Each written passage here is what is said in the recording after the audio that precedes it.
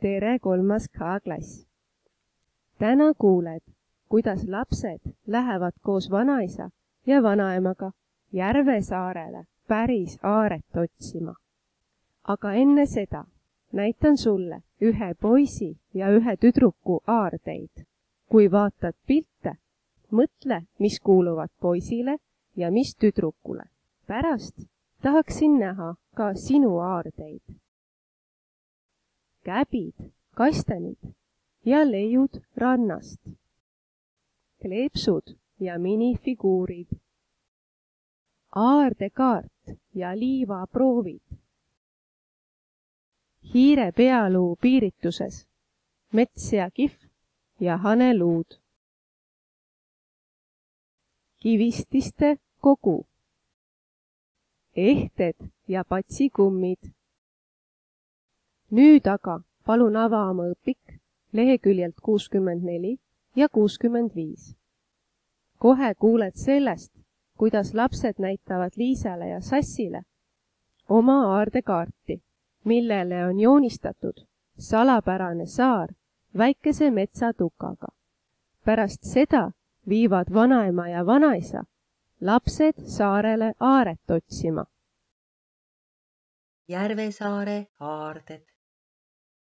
Mart rullib lauale üsna räbaldunud välimusega plaani, millele on joonistatud salapärane saar väikese metsatukaga, mõne puu ja paari suure kiviga.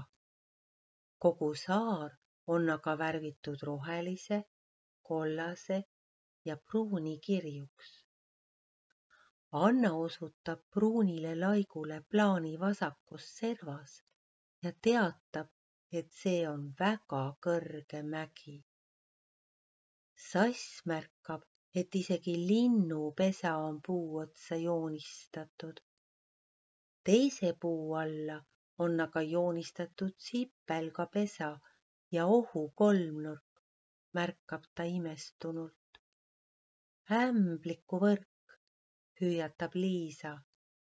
Jaa, ämblikuvõrk on plaanile joonistatud selleks, et keegi seda metsas kogemata ära ei lõhuks, seletab 6-aastane Siim väga tõsisel ilmel.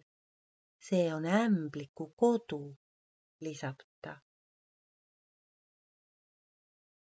Aardelaeka otsingul.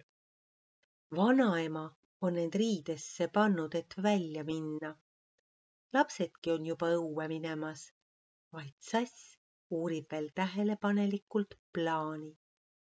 Mis sinine rist see siin on, küsib Sass.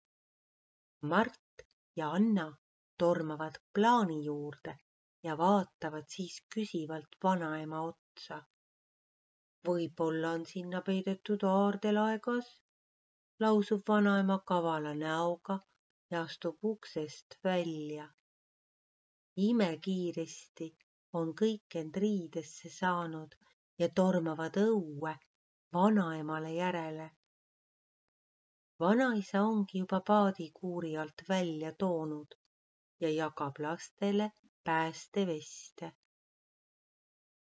Kerge vaevaga leiavad lapsed plaanil märgitud koha suure tamme all.